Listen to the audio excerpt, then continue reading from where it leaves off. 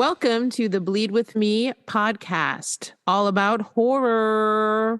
I'm your host, Micaela Superstar, and I'm joined tonight with my friend, Jon B, aka Jerbil. AKA Jerbil. You know what it is? You know what it is. If you've been listening to the Blunt Letters podcast, you will know him as our Googler and every 10 episode guest. But if you haven't listened to my other podcast, you just know him as Jon B, the guy who's on this episode now. Just the guy. Just the guy that we met a couple years ago on Instagrams through art and Se1, and then it was meant to be almost. No, not almost 10 years ago, but it was a while ago. Was it? I was about to think it was like 2016 though. Yeah, it was a while ago. We're getting there. Yeah. 3,000 years ago.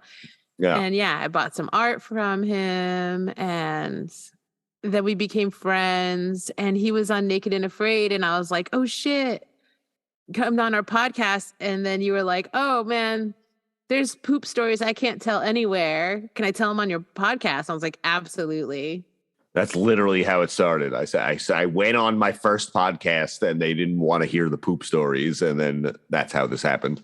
Yeah. Yeah. That's all everybody wants to know about also. Stupid. Those are the best stories. They're so stupid. Just so many of those stories are such gold.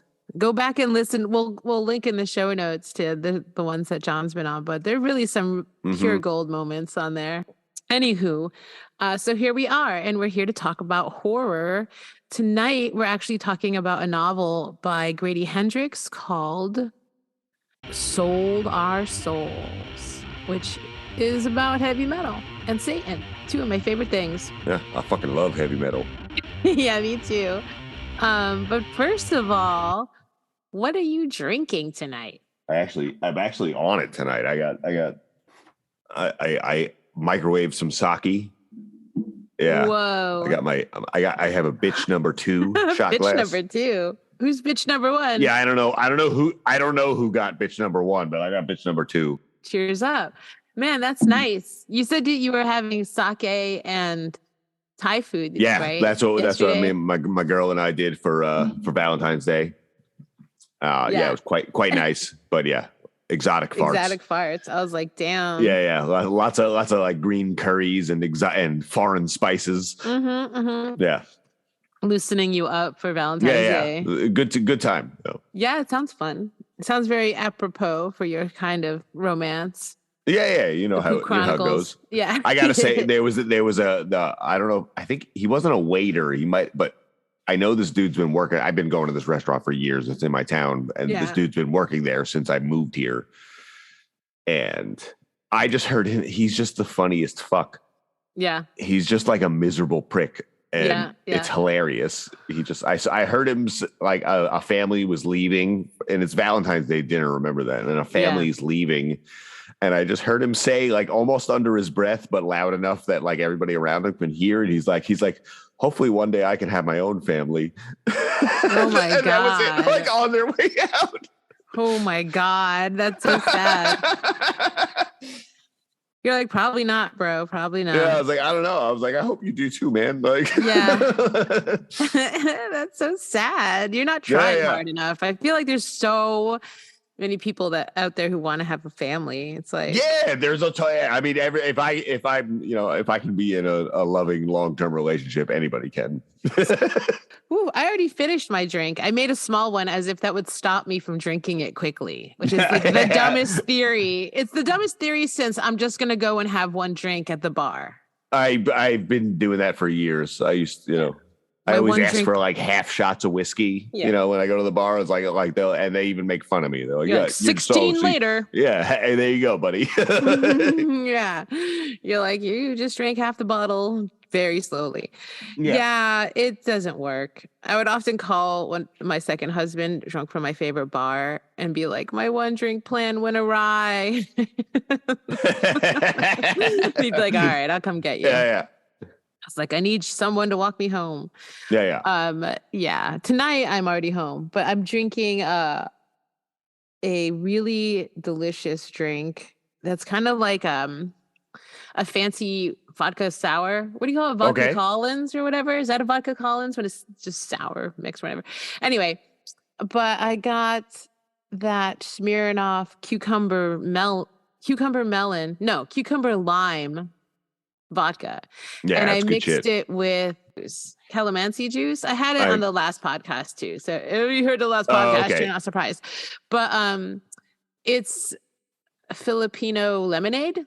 Essentially, it's like a fruit that's mostly grown in the Philippines, and it's tart, and it has kind of like a citrusy lime, pineapple, grapefruit flavor. I love that. Yeah, it's really good. I get it from but you probably just get it at like whatever Asian markets or something. I guess that's where I get it. Every town needs a good Asian market. It fucking does. Yeah, and they don't all have them. No. So that's why I moved back to California, and I live next to 99 Ranch, motherfucker. That's what's up. Yeah, no, you gotta have a good Mexican, a good Indian, and a good Asian market. Yeah. Dude, there's a giant Asian market right next to the giant Mexican market. Oh, it's fuck like, yeah. That's next to the giant dispensary. Oh, yeah. Like, I live next to one of the greatest strip malls that have ever existed. You in literally the history live of in paradise. I know, like, people hate on California a lot, but, you know. That's because they're jealous. Yeah, I think it is. They're jealous. I think that's just people that have never been to California. Cheese kebabs. It's 5 kinds of cheese on a skewer. Keto. Vegetarian. On the go. At the club. Contemplating mortality on the misty cliffs of Dover. At the gym. Comes in 3 sizes, 6-inch, 12-inch, and the shit stopper. An entire pound of mixed cheeses on a stick. Couldn't I just make this at home? What? No. Yeah, I'd like to see you try. Okay. So is the cheese roasted like a traditional kebab? No, it would melt off, stupid. What's so hard to get? It's a cheese kebab. Available at all fine creameries and 7-Elevens. Get your cheese kebab right away. You won't shit all day. So, let's get into it. Let's do it. Books on paper, books on the screen, books that I borrowed or books that I steal, books that we read, books that we read. That's all you need. Book reviews of ELPs. We're going to talk about Grady Hendrix, We Sold Our Soul. This was your first Grady Hendrix endeavor. It was. And you know, like we went over a couple of things that we wanted to talk about, and you straight up said, I think you'll like this one. And you were right. Yeah. Good. This one had like a special place in my heart. Yeah. For some, like, cause it was like the beginning, the first half of it was a bunch of people starting a heavy metal band. Right. And, you know, I did that. You probably did the same thing. Something similar. Yeah, and it was holy shit. Yeah. And it brought back a flood of things that I like haven't felt in a while. Yeah. And goddamn the Man-O-War references. I fucking love Man-O-War. Yeah, that's awesome. And they mentioned them so many times, like more than I know. Like obviously, if you're writing something about heavy metal, like you're gonna throw a Man-O-War reference in there because there's a lot of them. Right. But like there was like an excessive amount. I'm like, I feel like this person gets me. Seriously. And like, I listened to an interview with him about this, and what's interesting is he was never a heavy metal dude. Like he actually had, he had to research heavy metal. He was a punk dude like me. Like, okay, like, fair. Yeah. Like I liked metal, but I was always more of a punk rocker. So that's why I was like, oh yeah, I was more in like punk bands and stuff. But like, he was like, yeah, I still liked it. And then he had this like, dude, I can't remember the band's name. It was like Control with a K or like Creator with a K. Like it was hella funny. He's Creator, yeah. I mean, I think it was like, but I don't think they're actually that famous. I don't think it's Creator. I think it was like some other thing with a K, which I like literally like just because I do for Omar, I do voiceovers for the new heavy metal releases every week. And I'll often see the, K words, the things that should be spelled with a C, but it's a K, like Control. Yeah, that's classic move. And I'll say like, because they're spelled with a K, because they're cool, like as a joke. Yeah. And he actually like left that in on one of the last like readings. I thought that was really funny. And then this one was like with a K. And as you know, there's in the book, there's a band named Coffin with a K because they're cool.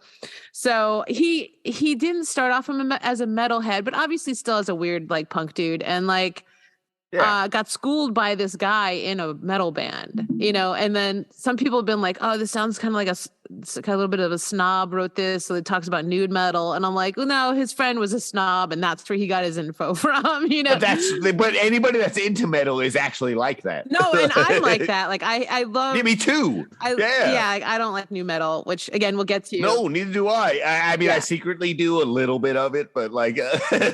I like it. You know how me and new metal, it's like I'll find out a band, like one or two bands. I think there's one band I like that is considered new metal, and I didn't know that. And that's System of a Down. And I was like, okay. Oh, well, no, that doesn't count because they transcended genres though. They were.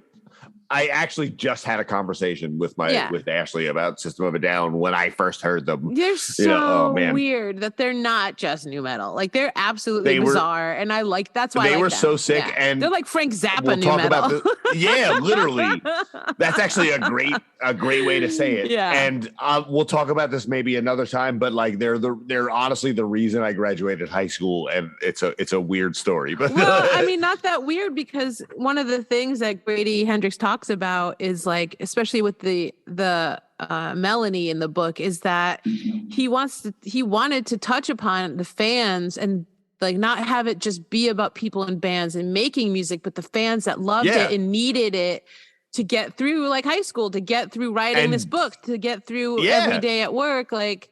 And that even what I loved, he said, is like, even these despicable people, which he said when the guy interviewing was like, oh, this lead character, Terry, is supposed to be sort of like a, this or that. And he's like, he's supposed to be like a Marilyn Manson guy. I was like, ooh, wow. Yeah. Real scumbag.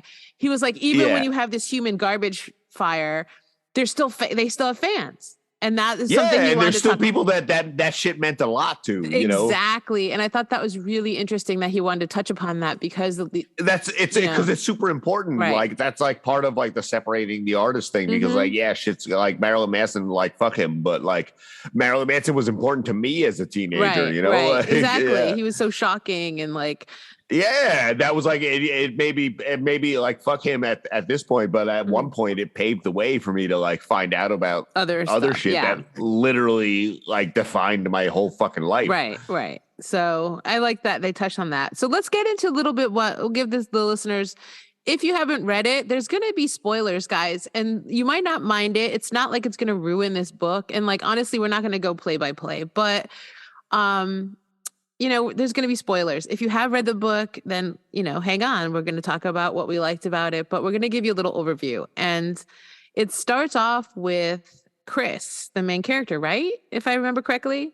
Yes. Chris Pulaski. Or something like that. Some Polish shit. And, yeah, exactly. And is it when she's just learning to play guitar? Does it start at the Best Western? I think it starts at the Best Western, right? It's been a few months. I'm sorry. I haven't read this book in a little while. No. Yeah. It starts out with her like, and the guy her pissing. like learning, like, yep, exactly. And so it's like, she's at her shitty job.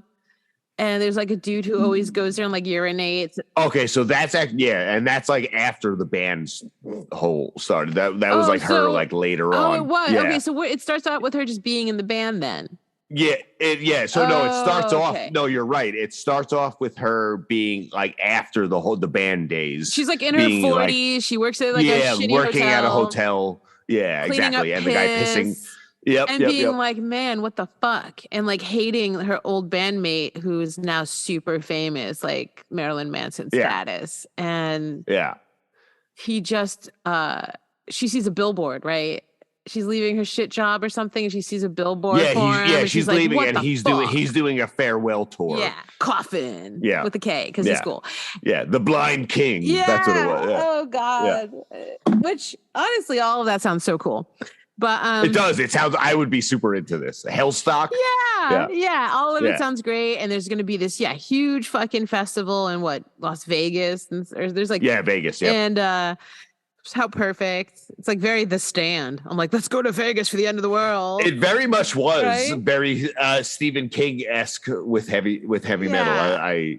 Yeah, which is great, And I like that the protagonist, she is kind of unlikable. Like she's not. She is. She's not that likable. But she's a very typical like bitter old band person, you know, musician, like anybody that works in music in any capacity, whether hobby or professionally, has come across this person. Yeah, absolutely. 100%. And you don't blame her. You're not like, oh, no, you don't have any right to be, especially when someone who used to be in your band, who ruined the band, fucking is super famous and rich, and you have to clean up piss. And so and then you find out as she's going along, like, first of all, that's when she decides she's just like going to quit her job and go, right? She's like, fuck this. I'm going to go face him face to face. And you learn that there's been all this like litigation and all this stuff, but it just didn't, obviously she got fucked. And you learn that it's like one of those tropes I've always liked, that she's just trying to do what's right, but she's like ruining her life to do it. And she's often ruined people's life to do what's right. Like she's ruined her whole life to do what was right. It's like that rock and roll. It's because the whole thing was very rock and roll. Yes.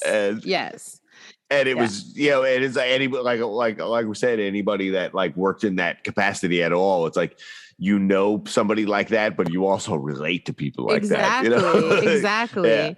And like, I just love that she's finally at the end of her rope enough to be like, I'm going to go see that motherfucker face to face. Like, I don't care if he kills me or whatever. And it's like, and she picks up her guitar for like the first time in 6 years or something. And I was like, oh my God, like that's fucking dope. So there's a lot of really great moments like that. So metal. And this whole fucking book on purpose reads like an epic D&D, like fucking Led Zeppelin like Dragon's Quest or something. Like she's on a quest. Absolutely. You know what I mean? Like to like the poisoning and the tunnels and the like I don't know, like these giant crowds, which almost just seem like a homunculus of its own. You know what I mean? It's just like she's fighting these like almost mythical odds. Yeah, she was, and it was like the metal life, though. It was like everything in this book made you like breathe heavy. Yeah. It made you want to like it made me want to like run through like layers of drywall or something. I don't know. It was very very uncomfortable, and there's so many great parts where it's like her just enduring, and you're like, ooh, Lordy, like I don't know if I could have done that. I don't know, the weird cult thing. Like anyway, so we're getting ahead. So she embarks on this journey to face this guy, but also wants to talk to her old bandmates, and she's obsessed with this idea, this conspiracy theory, essentially, that they literally had their souls sold for that dude's fame, which is such a fucked up twist. Like, what a fucked up betrayal and great idea. Yeah. It's not your run of the mill, like Robert Johnson went to the crossroads, sold his soul to be famous. This motherfucker, Terry, it's always Terry, sold his... It's always a Terry. Yeah, right? Sold his bandmates' souls for his fame. Like, how fucked up is that? Yeah. And that was a nice twist because you can write a million stories about selling your soul for rock and roll, and they'll all be entertaining, and I'll love all of them. And and he really took a little liberty with that. I like and that. It was even more fucked up. And of course, Satan would love that, right? He'd be like, "Oh my God, you're terrible." Fucking, that's Satan in a nutshell. It's like, you don't have to like give up your own. Oh, Terry, you're terrible. Like, give me somebody else's. Yeah, it's like holy shit. And so she wakes up during, like, essentially they knock them out, and she wakes up to like the house being on fire or something, and sees like these weird creatures sucking the souls out of her bandmates, and tries to wake them up to get them out of this house, and ends up getting into a car crash. And like, was her drummer lost his like legs or arms or something? Yes. Yeah. You're actually, okay. So, and you don't actually find that out till like almost the end. Yeah. You don't know what happened. The whole time the whole time there's this like they're eluding, missing bunch of hours between where like they saw the contracts and then they signed the contracts. Right. And she's like, what the fuck happened? What the fuck happened? And then she remembers finally, like she saw these soul-sucking creatures. What do they call it? They called them something funny, though. There was like the special something. Oh, I don't remember. Damn. They called them I think it was just like the special ones or something. Like, Some weird conspiracy name. You could have came up with a better name with that, Grady Hendrix, honestly. Yeah, right. He wanted to be sort of generic, I guess, or something. I don't know. But nonetheless, you did great. Yeah, it was really cool. So you're like, how horrifying that this guy's like, come on, guys. And then I love that the whole thing is like, that he's like, okay, we're not going to. So their band that they came up on and in the 90s was Dirt Work, and they had some hits and they're doing all right. But now they wanted to sign to this new contract and get super famous and sell their souls. And they were going to call themselves Coffin with a K and become new metal. And the guitar player, I wrote down, he's like, guess what? We play fucking metal. I don't want to sing about your sad feelings. I want dragons. And I'm like, holy shit, that is the best. I want fucking dragons. I was like, that's the best description of why new metal sucks. It's like, I want dragons. I don't care about your feelings. And like, oh my God. So they try to get them to sell out and do new metal, and everyone's pissed, but essentially end up getting their souls sucked either way. And then she doesn't, but then gets them all in a crash, ruins their career, except for Terry, who goes on to become world famous and beloved. Yeah.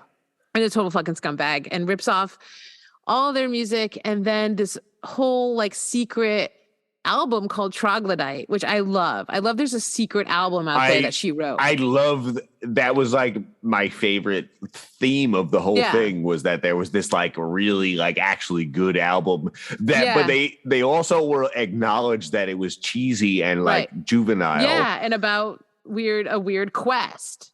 Yeah, exactly. And it didn't make sense and all this shit. Exactly. And but the way they describe, oh man, I almost want to try to write the album. Right. It may I feel like somebody should do it. I wonder, I mean, it's been a couple years since this came out. I wonder if someone hasn't tried to do it. That would be amazing. Yeah, somebody has to have done it. I hope some nerd out there did it. Because it's this crazy, and again, they even admit, it's unpolished, but there's something about it. There's something true and super metal and heartfelt about it. And so she's remembering it in her head, she wants that back. She wants her album back. She wants her songs back.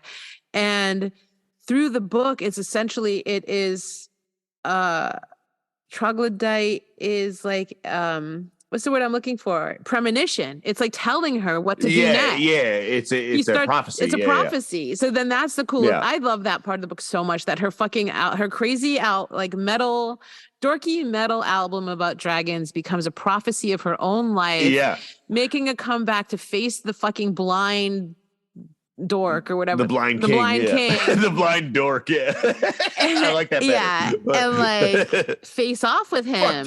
Fuck Terry. Honestly. And does face off with him and fucking kills it. Shreds on stage in front of everyone while all hell literally breaks loose, because they were there to collect souls. The special ones were there to fucking eat 500,000 souls. Yeah. Because Terry could made the promise. He's like, I'll give you whatever you want as long as you don't take my soul. And that was the best. It was the whole thing was really a good metaphor of what every metalhead hates. Yeah, exactly. And that's why it was so effective, because it was this guy Terry, he sold his bandmate's soul to write a bunch of shitty new metal songs about goth girls that he liked to come on. Yeah. And then that didn't work anymore. So his last hurrah was all right, he was making a deal. He's like, if you give me a couple more songs, I'll give you 500,000 souls. Yeah.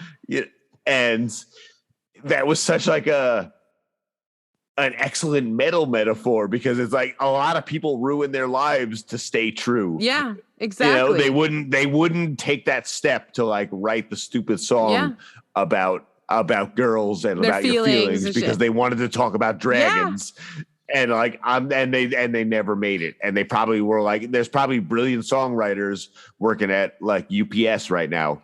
UPS is a big part of the book also. The UPS drivers are the main assassins. That's right. In this book. It's don't trust the UPS drivers. They'll fucking kill you. Yeah. So, oh my God, that's right. So the UPS, there's probably a bunch of brilliant metalheads working at UPS right now just because they didn't want to write songs about their feelings. They wanted to write songs about fucking dragons. Exactly. Well, he said, Grady Hendrix said that he was really inspired by the documentary about Anvil, that metal band that essentially just never stopped. Fuck yeah.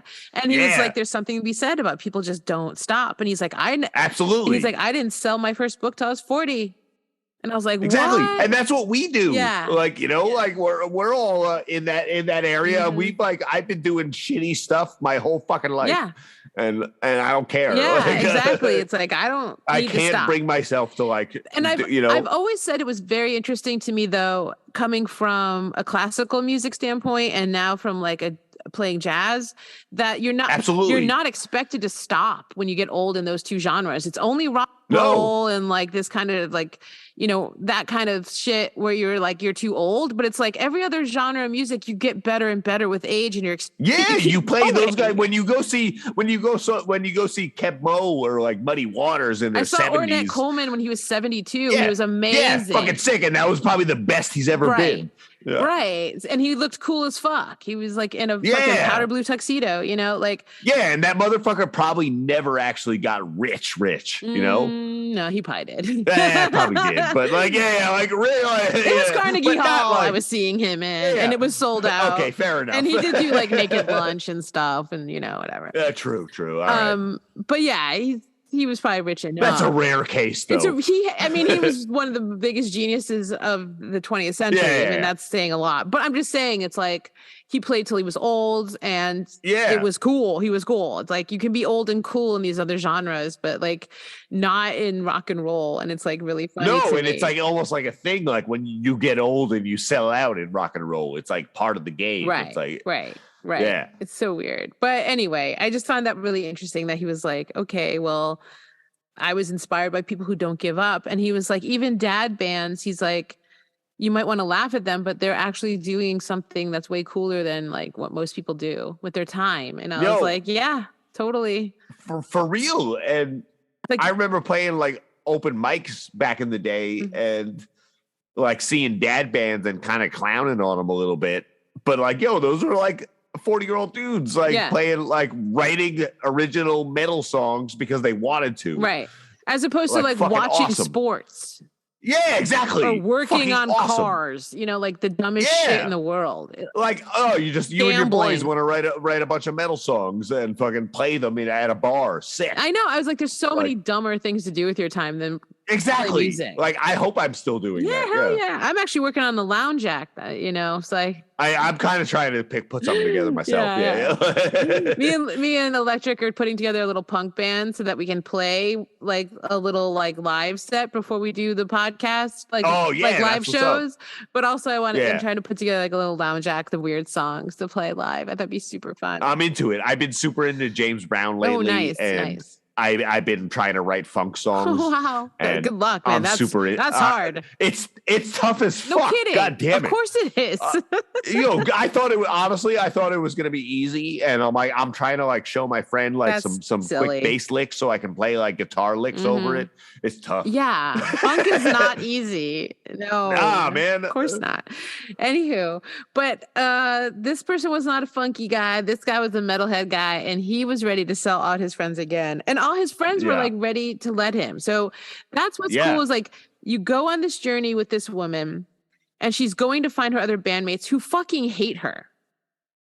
Yeah. So she knows it's going to be hostility all the way, but also that every single one. But it's also that weird bandmate kinship, and they know they all did get fucked over. Of course. And so they're one by one sort of getting together, and she's trying to gather them in this conspiracy theory that they've lost their souls and all this shit, and they got to go get it back, or they got to go face this guy. And they're just you're fucking crazy, Chris. You need help. Yeah. Get over it. Which is one of my biggest fears ever. That's why if anyone out there really was from the future, or if having crazy Mandela effects, or whatever, I will believe you.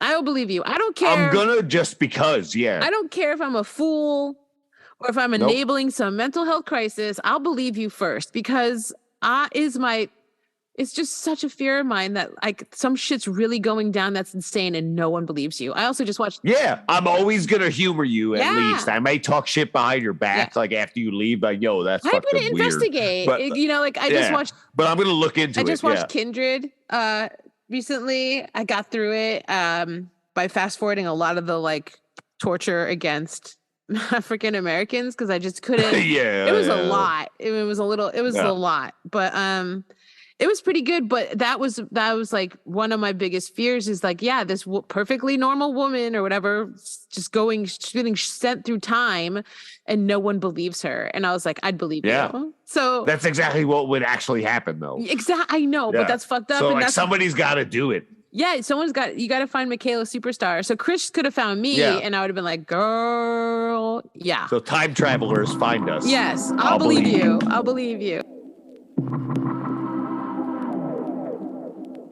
Have you ever taken a dump so glorious that you almost feel guilty flushing it away forever? Ever shit something so magnificent and painful it recalls feelings of birthing a life? Now you don't have to part with your most beloved poos. With our patented design, Poop Urn, you can hold on to these turds forever.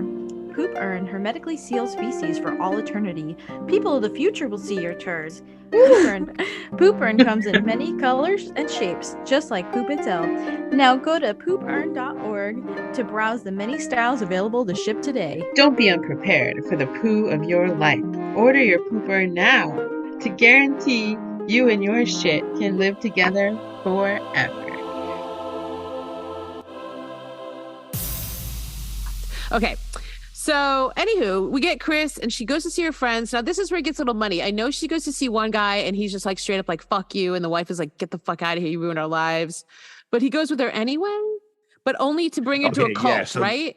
Yes, that's the guy that has the sober house. It's that's the guy that has the rehab facility. So much betrayal. That is actually a cult, which is real, you know. Yeah. And I was like, is this Jared Leto? Yeah, exactly, and that's a real thing though. But that could have been like processed in any way. AA is almost the same way. Yeah, seriously, like, it helps a lot of people, so I'm not going to hate too much. But for real, it's a cult, and like they bring you into some shit that you probably weren't trying to do. You're just trying to stop drinking. You know? Seriously. But yeah, dude, that's right. So she goes for help to her old friends, and her old friend essentially turns her over to a fucking cult, and she has to like escape this cult, just like Troglodyte tells her, in this very obtuse way, which again, like I love Grady talks about how like a lot of metal, like when he started to really look at metal lyrics and stuff, how they kind of didn't really make a lot of sense on their own. Yeah. Like Slayer and Metallica was his main influence for writing those lyrics in the book. I could tell. Yeah, right. And he said that he's like, they don't seem to make sense without the music. So he's like, I had to sort of like not really. He's like, I don't think these would make very good songs because I had to kind of make it a little more like poetry so it wouldn't sound weird, because a lot of metal bands have really, because there was no music. Yeah, there's no music. That's right. Yeah. And I was like cracking up. I was like, dude, that's so Metallica. You're so right. It's right, because if you just read the lyrics, like it's stupid and it's like grammatically terrible. Yeah. Yeah. And it was right on the money. It was so good. Yeah. And so like she's singing these lyrics and they're sort of making sense now, and she has to like push herself through this little tiny hole through the mountains, right? Like that was okay. So that's where like the horror comes in, because honestly, this whole book for me was like a nostalgic trip through like memories of like actual horrifying experiences. So it does count as horror regardless. And this right here, what you were about to talk about, was where it went horror. I skimmed some of these paragraphs because I was getting so claustrophobic in it, and I just couldn't get. I was like, I need her to get out of here. I need her to get out of here, because I know she's gonna get out. I think that's the point of it, though. I know. It was like, she's just crawling through the spaces that are getting smaller and more narrow and more narrow and more narrow and more narrow. And it's like she barely can fit her fucking head through the little hole at the end. And it's like, oh my fucking God. And the description of it all, was so on point, like where you felt like you were in there. Yeah, like he's so where good. There's just like something specific I remember of her like reaching her one hand forward and then not being able to pull it back. Yeah. Was for some reason that just like one sentence was so fucking scary. Yeah. And she's like, okay, well, I guess I'm going forward then. Like, oh my God, it's terrible. And it was because of a Troglodyte song. Mm-hmm. Like, that's the only reason she kept going forward. Because she's like, I know I come out at the end because of that song. Yeah, like, I know there's the next song brings us into this, so I have to get through. Yeah, and she does. Yeah. But yeah, that's one of the most horrifying parts for sure. For sure. And then, honestly, it complemented it well because I don't really get scared by bugs and like wet environments. yeah, and she gets out of the claustrophobic environment and into a cave full of bats where she's like knee deep in guano. Yeah, and it's also full of bugs though. It's full of beetles, and the beetles and centipedes are crawling all over her, and it was terrifying. So disgusting. And like fucking terrifying. Flapping like wings near her face of the bats. Stuff. Oh yeah. Like her, like the description of bats like brushing across her face. Yeah. Terrifying. Yeah. And then like beetles crawling. He has a thing. I'll tell you this right now. For all of you who haven't read a lot of Grady Hendrix, he has a thing about insects, like in general, like creepy crawlies getting like all up in your ears and shit and whatever. And he has a thing about rodents. And like creepy little rat things. So it's like I could see that. Yeah. There's like 2 actual different rat scenes in 2 different novels that are gross, but like also about rat. It's like really funny. I was like, wow, he's really got a thing about rat. Yeah, fair. And like that's because that's fucking terrifying. Like being in the dark with creatures that are like small is a true human terror. It's the worst. So yeah, that was gross. It starts to get real horrifying. I also like that she brought her guitar with her at first and used it as a weapon. I can't remember. Who did she hurt with that thing first? I don't remember. So that was when she's in the rehab joint. What was it called? It was called the Well of something. Oh yeah. Fuck. We're so bad with this. Called I know. I literally just read it, and I can't remember what it's called. But it was something. It was the well, and they drank this water that was like super pure from this underground river. Yeah, but yeah, she uses her. So she comes across the demon creatures that had stole their souls, and she beats them to death with a fucking guitar. Yeah, that's right. Metal. It's so metal. Yeah. She fights off demons with her guitar. Yeah, amazing. So it's just like she beats them till the guitar breaks, and then that's when she like gets rid of that. Yeah, and then yeah. Oh my God, this book is so fucking good. It's if you're into alternative music in any sense, like it doesn't have to be metal. Right. It could be punk rock. It could be hardcore. Right. It could be whatever. I like all of them. Yeah, me too. And yeah, same, but if you're into that at all, this is like going to bring you back to a lot of places, especially if you're around our age. Yeah, exactly. Yeah. Yeah. Grady Hendrix was like in high school in the 80s, so give you an idea. That time period. And like, I like that he said that there are few genres looked down upon more than metal. And that's why he picked it. He's like, so many people look down, like you're almost like saying you like porn or something in certain circles. It's like, oh, you like metal. It's like, what's wrong with you? I get it for like normies. I think horror is the same way. Horror and metal is people like, you like horror? Like, what the fuck's wrong with you? And you're like, I don't know. Yeah, it's like everybody likes horror movies, like in a way, but like if you're like into horror or into metal, like it's like everybody likes like a little Metallica and even some Slayer here and there. Right. But like if somebody's like dedicated their lives to metal or horror, people are like, that's you're an outcast. You're absolutely. And so I thought that was really interesting. And you're right. So anyone who's kind of been on that outside, just like most horror, it's like about outsiders and othering. Yeah. You'll just love this book. And he said, he does often also write about powerful women, are usually his protagonists exclusively, which is awesome. And he said this was going to be his angry dude book and about how men are always like angry and like that anger might like keep them pushing forward, but it also might be destroying them. And then went to some like election night thing, or I don't know, something that had like hella bros. And he was like, no, he's like, if we're going to talk about someone who doesn't have a voice or whatever, he's like, I want it to be, it's got obviously got to be a woman. Like, I can't write this about a man and all that. And it was. Yeah. And it was effective because even like the bros that like were with Melanie the whole time. Yeah. So gross. and they ended up being the demons at the end. Spoiler alert. Yeah. Afterwards. Yeah. It's like she was in the presence of fucking actual demons. Yeah. And they were just like the bros that were at the music festival that didn't seem like super into the music that they did. They like Melanie was super into Coffin, and these dudes were like other guys that were into Coffin, but they weren't actually. Right. They were just there to like help her. They were there for the trip.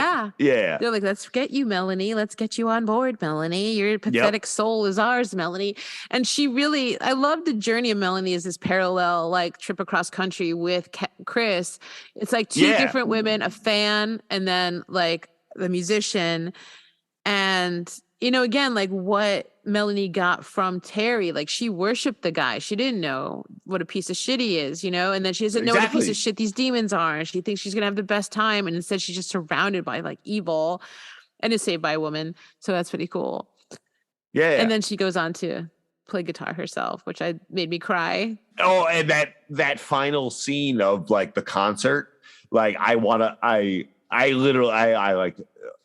made Ashley take a video of me playing guitar afterwards because I came up with a bunch of like good licks right after that. Like, right? It's like, it got me. I want to rock right after that. Like, it's so inspiring, and you're like, this is why people do it in their 50s. It's like it's okay. Yeah, fuck you. Yeah, like I want to fucking play some fucking riffs right now. Yeah. It's fucking nothing like it, right? It's like I mean, I don't do riffs, but you get what I'm saying. Yeah, but same. Yeah. I don't do riffs. I mean, I don't know. Do drummers riff? It's like a yeah, totally. Drummers riff. Okay, I'm riffing on my drums, but I remember I was in this band with these two fucking idiots, and we realized real quickly they didn't really know how to play their instruments. They were just like fucking around. And we said the word riff to them, and they're like, we don't understand your lingo, your musician lingo. Okay, we didn't study music. And we're like, riff is like literally the layman's term. Like the dumbest term for all of that. I was like, this is the most basic way I can talk to you. Yeah, you can use riff for talking. It doesn't even, I was like, it doesn't even have a specified length. I was like, okay, this band is over. Yeah. It was terrible. Have you recently witnessed yourself walking down the street? Wait, that wasn't a mirror? Do people tell you a spectral twin is standing next to you undetected by your own eyeballs? I feel queasy and uneasy when it's near. Then you may have a doppelganger. What? A froppelganger? You may be cursed with what is known as a spirit double, or in German or some shit, a doppelganger. Darblebanger? Okay, well, with our patented aerosol spray, you can strike your own evil twin down dead. Dead? Is that legal? They are a harbinger of death. It's you or them. Then I think it's legal. Only by insurance standards. Just locate your doppelganger and coat it in our sticky spray trap. The corrosive acids do the rest. You won't be seeing double anymore. Get doppelganger, be gone, and be done with your troublesome double. No more neighbors mistaking your creepy peeping Tom twin, or your cheating other self running around town with some floozy, or that rumor that you have a mirror image masturbator. With Doppelganger be gone, you'll have your life back. It never felt so good to be on your own. Don't use Doppelganger be gone on actual human twins. Do not use if you've had sex with your doppelganger and have had some sort of horrible offspring. It is, however, appropriate for said offspring and will work in twice the time. Don't use if you have at least 5 mirrors in your house. Do use if you have 3 mirrors in each room. Do not use if you've recently been anywhere near a portal or some sort of opening like Twin Peaks. Don't use if you're French. Don't use if you've been possessed or lactating. Try Doppelganger be gone today. Yeah, dude, this book was so good. So sorry we jumped all over the place, everybody, but essentially it's about a woman regaining her fucking life back, getting her life back by going through a grueling journey all the way across country to Las Vegas to finally shred her secret fucking awesome album that never got to see the light of day, and everyone loved it, and it made her famous. It's just so fucking great. It's such a great story.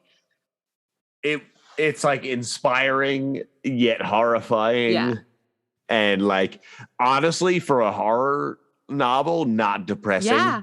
It made me like, it got me like fired up. Yeah, it'll definitely get you fired up. I have not read a fucking Grady Hendrix book I didn't cry at the end of. And this was the closest I got. I think. Oh no. I think the next one is the closest. I almost got to the very end of How to Sell a Haunted House without crying, and then I did. But I think I cried twice in this book. But definitely at the end when it has the girl like picking up the guitar and like playing Black Sabbath, just like Chris did it. That was Melody. Yeah. She was after all that shit and the Demons Melody, and she just like wants to play because some of riffs. Chris, because she's like, fuck yeah, I want to be like that woman, and like exactly. And Chris was like, throughout the book, like Chris like comes off as like a shitbag, a total shitbag, but she will again. Shitbags can inspire people.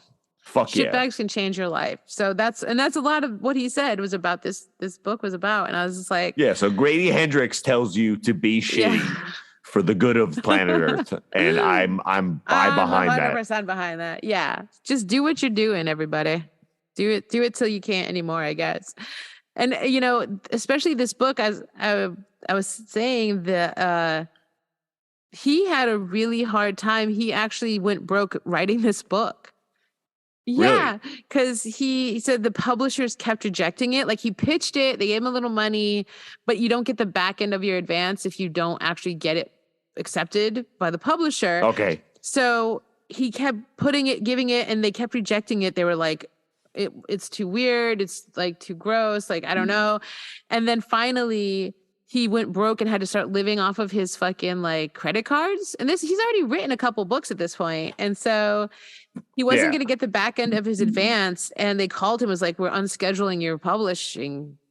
Like we're like unscheduling this book. So he freaked out, and right before Christmas rewrote the entire book in 7 days, and it was perfect. Jesus. He was like, and then it was perfect, and they liked it, and they took it, and I was like, oh my god, dude. Damn, like that's like rock and roll, but that's like the plot of the book almost. Exactly. He was like, I was about to have to get like a real day job. He was like, I was going to be fucked. He's like, I was fucking my life was about to start waiting tables. He's like, for real. And then it's like.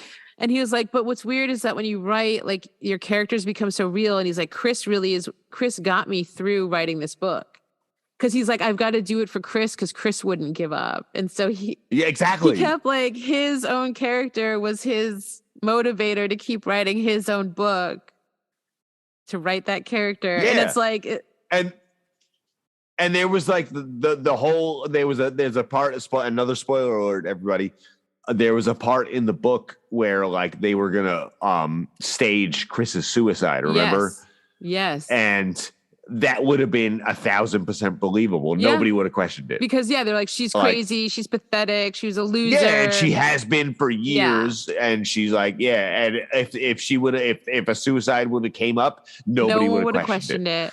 Not that anyone ever does anyway, honestly. No, and nobody does. Exactly. Even when they should, like the Soundgarden guy. That's actually a really, I don't even know if it was intentional.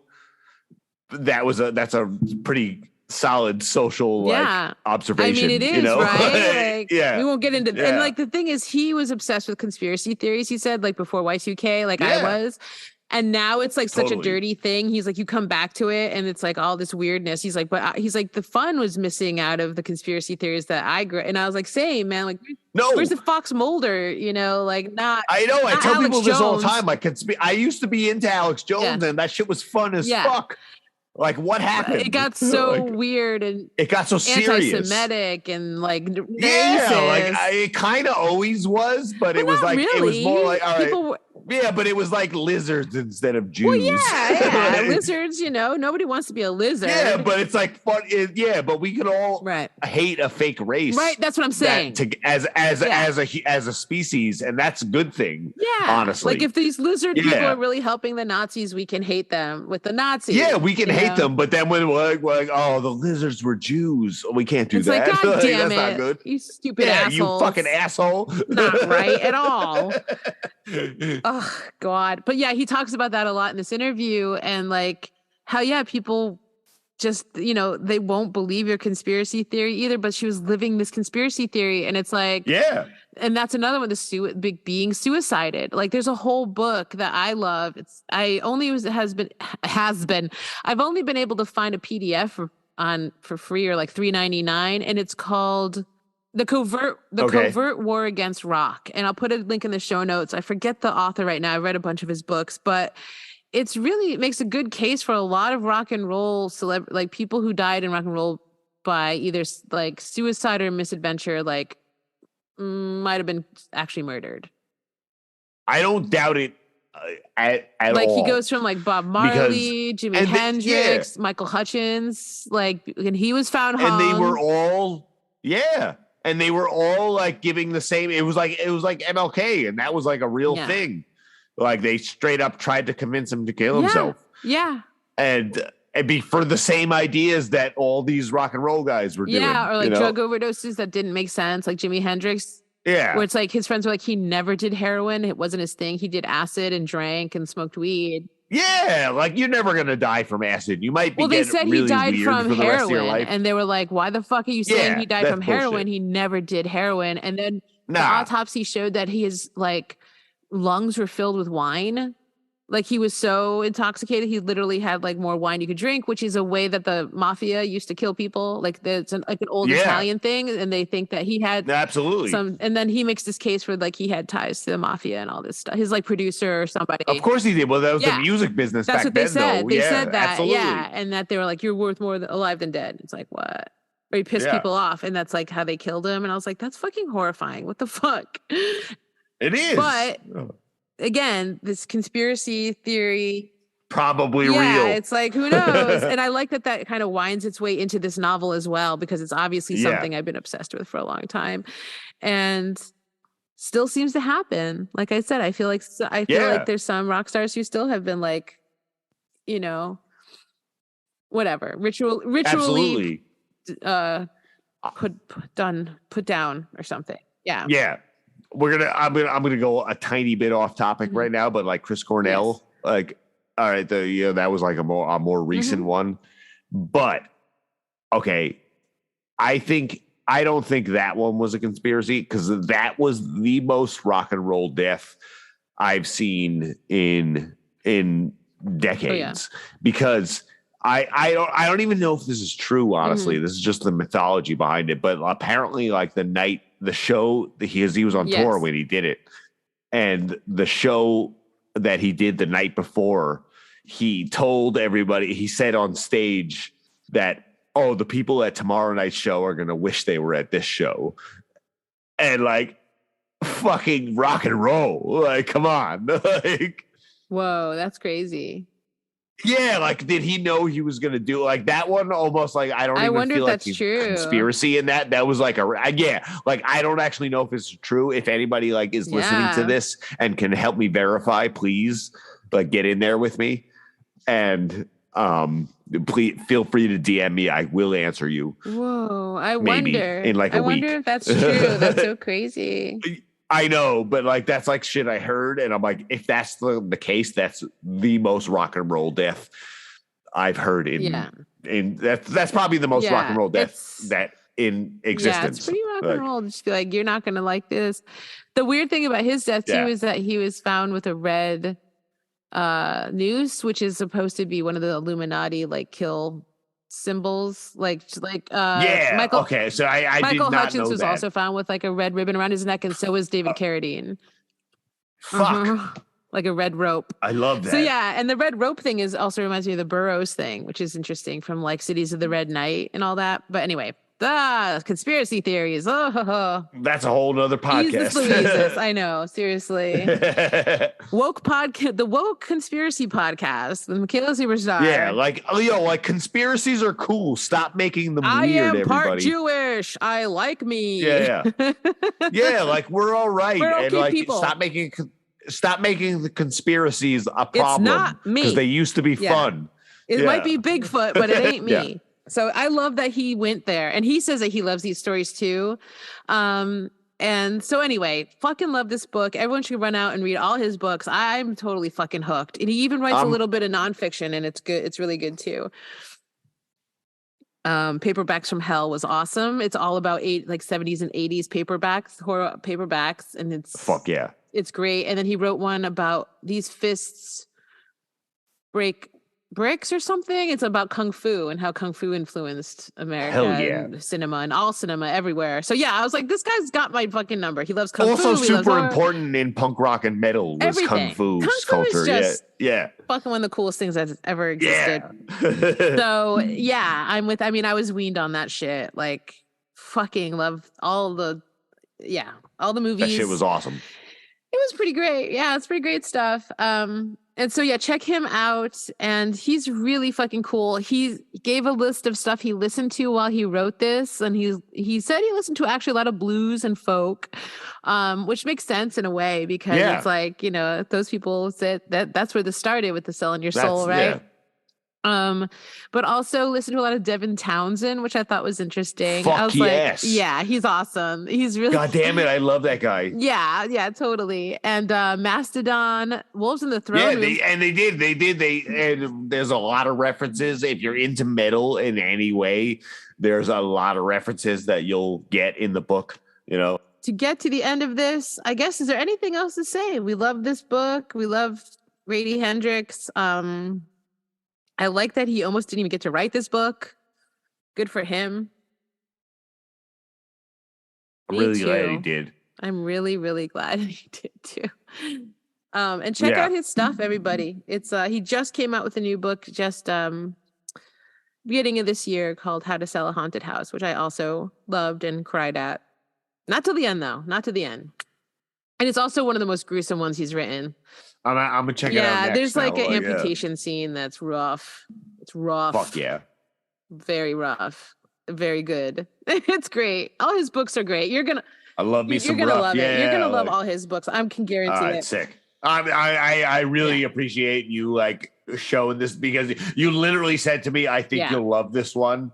And you were 1,000% I knew it. I'm so happy. The book nerd in me is so excited that you like this book. All right, cool.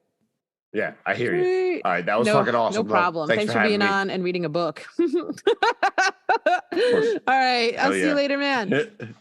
Peace. All right, peace out.